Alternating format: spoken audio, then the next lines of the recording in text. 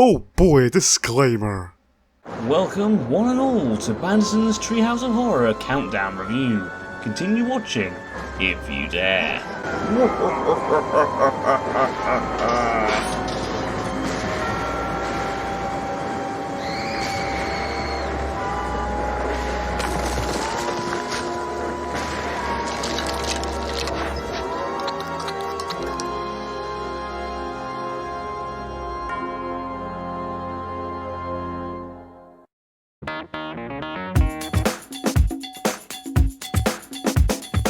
And the award for best intro yet goes to this one. And being honest, I doubt it will ever be topped. Simply put, it's the HD Simpsons intro with a fuck ton of horror and sci-fi references thrown in. And I love it. Fun fact, Guillermo del Toro directed this, which makes sense as we can see several references to his work throughout.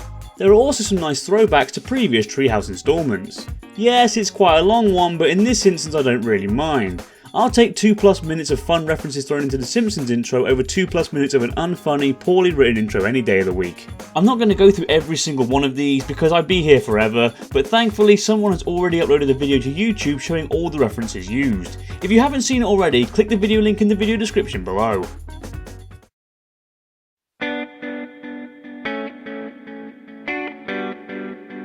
In this segment we see Springfield in a Dr. Seuss inspired setting. But Lisa and Maggie are all stuck at home with the mums and therefore can't go trick-or-treating whilst Marge goes to a costume party. What about looking after your 3 sick kids? Anyway, not long after she leaves, an odd creature called the Fat in the Hat arrives. It's obviously Homer in a furry costume. He cures their mumps and takes them on a magical Halloween adventure through Springfield. However, as the night goes on, he becomes more and more psychotic, leaving a massive bloodshed in his path. A lot of hard work went into this segment and it really paid off. Seeing Springfield in the animation style of Dr. Seuss is a wonderful experience. The production team really used their imagination when turning Springfield characters into Dr. Seuss characters. The writing is also excellent, with every line in this segment being in rhyme. Not only that, but they managed to be funny too. The Fat in the Hat's lines are great from start to end. Your peanuts are poured through, your beer smells like skunk, and you just pissed off the wrong fat furry drunk! Speaking of the Fat in the Hat, he really is the highlight of this segment. There are lots of theories going around about the Cat in the Hat being a psychopath and other crazy, creepy stuff, so seeing this segment take that idea and roll with it is really fun. His killing spree is great and his kills are memorable. And all this happy rhyming and cheerful songs while he essentially slaughters and robs most of the town's residents is hilariously dark. The ending is pretty good too. Upon realising they are stuck with a madman, the kids slip away only for the Fat in the Hat to be in their home waiting for them. I never thought Homer in a fursuit would be creepy, but here we are. Whilst giving a speech about how they're stuck with him forever, Maggie just cuts the crap and stabs him with an umbrella. Maggie always knows what's best. In his final breath, the Fat gives us this cracker of a line. I'm frightened of nothing, not even hellfires. Just don't let me ever be played by Mike Myers. All the Places You'll Doll gets a 9 out of 10 from me.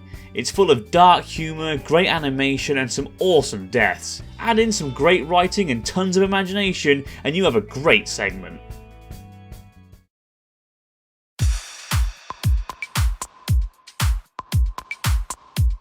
Well, the episode is about to take a huge dive in quality.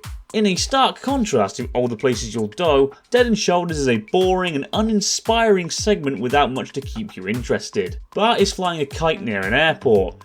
When it starts to get dark, instead of going home, he decides to sleep there. What? And so his kite can continue flying whilst he's asleep, he ties it around his neck. Christ's sake, there's jokes about characters being stupid, and then there's just stupid jokes. It ends badly, of course, as Arnie Pie's helicopter snags onto the kite, slicing Bart's head off. He wakes up later to discover he's still alive, only now his head is attached to Lisa's body. Now with a premise like this, they have multiple possibilities they could go with. So of course, they picked the bland one and just have Bart and Lisa getting on each other's nerves throughout the segment. Whoop-de-frickin' do. Could they really not have thought of anything else? Like, at all? Eventually they go to therapy together and start bonding.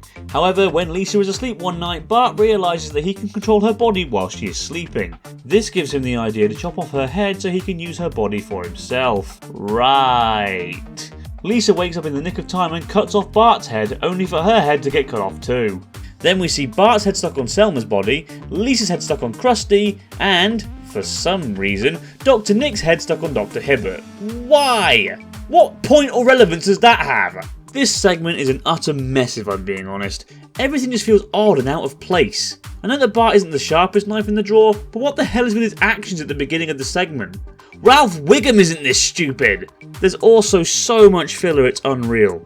The segment is dull enough as it is, but they need to pad it out with boring, unfunny jokes that mean nothing. Why do we need to see a scene of Skinner having a panic attack? We don't. It adds nothing and is pointless. Why do we need to see two Red Arrow pilots arguing about one of their wives? We don't. It's pointless and stupid. Hell, even Lisa and Bart bonding isn't really needed. You could simply have had this scene, followed by both of them in bed with Bart angry over his situation before discovering he controlled her body while she's asleep. That's over 3 minutes of the segment that aren't bloody needed. And these segments are barely 7 minutes long as it is. I just don't get how the concept of Bart and Lisa sharing a body could be so dull, yet so short that they needed to pad it out with pointless gags. It boggles my mind. Dead and Shoulders gets 1 out of 10, and that's me being pretty generous. It's a weak segment with bad writing, pointless jokes thrown in with no purpose other than to stretch the segment out, and is dull as hell.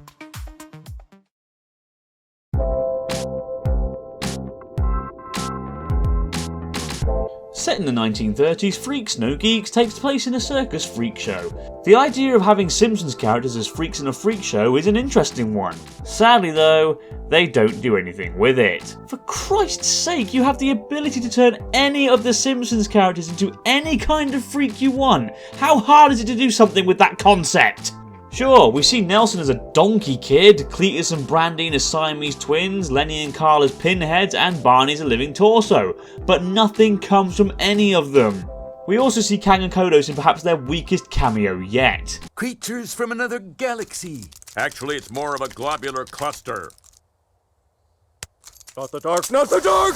Ah! Moe being a freak by just being himself is pretty funny though. The story isn't much better either. Homer is the circus strongman and Marge is the circus acrobat who are engaged to be married. Homer disrespects the freaks whilst Marge is sympathetic towards them. Moe becomes sweet on Marge and plans to give her an emerald ring of his. Homer overhears this and decides to steal it so he can sell it for money. How does he plan to steal said ring, you ask? By getting Marge to marry Moe so he can kill him and steal the ring off of her. I get this is a joke on how stupidly complicated Homer could be at times, but god damn, why not just kill Moe for fuck's sake? Anyway, Homer convinces Marge to marry Moe, and she does, receiving the ring in the process. Later that night, Homer gets caught trying to poison Moe's drink by Marge, and she dumps him. Then a group of circus freaks attack Homer, chopping off his limbs and sticking feathers all over him. Then we cut to the present time, and Homer tells the kids that's how he met their mother. What? Sorry, did I miss something here? The narrative of this segment is all over the place. Moe is the centre character of this segment, yet the last we see of him is when he showers after the wedding. He's the central character! Why is this his last scene in the damn segment? Marge dumps Homer, only to then be with him later on. Homer and Marge are shown in the present day with their kids, despite this segment taking place in the 1930s! What the fuck?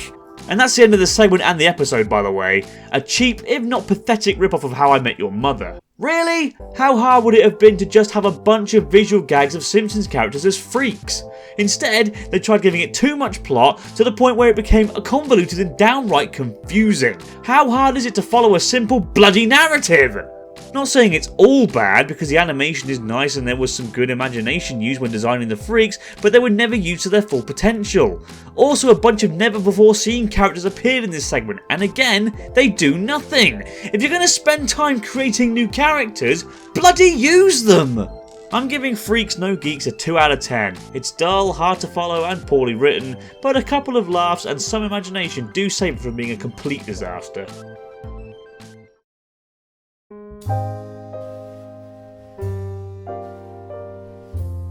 Well, this episode plummeted like the bloody Hindenburg. It's a real shame too, because at the start of this episode was fantastic. The intro is absolutely incredible, and All the Places You'll Go is one of my favourite segments from the modern Treehouse installments.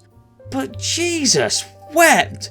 Dead and Shoulders quickly ruined any credibility this episode could have had, and Freaks No Geeks didn't do much to improve on it. How can you go from one of the best segments in Treehouse history to two of the worst yet? Beats me. Treehouse of Horror 24 gets a very generous 5 out of 10 from me, and I'm only giving it that thanks to its awesome intro. The first 8 minutes are awesome, but avoid the rest like the zombie apocalypse. And that's it for this video and this review. Do you agree with me, or do you think I'm a head short of some shoulders? What do you think of Treehouse of Horror 24? Let me know in the comments below. Thanks for watching, I'll see you next time.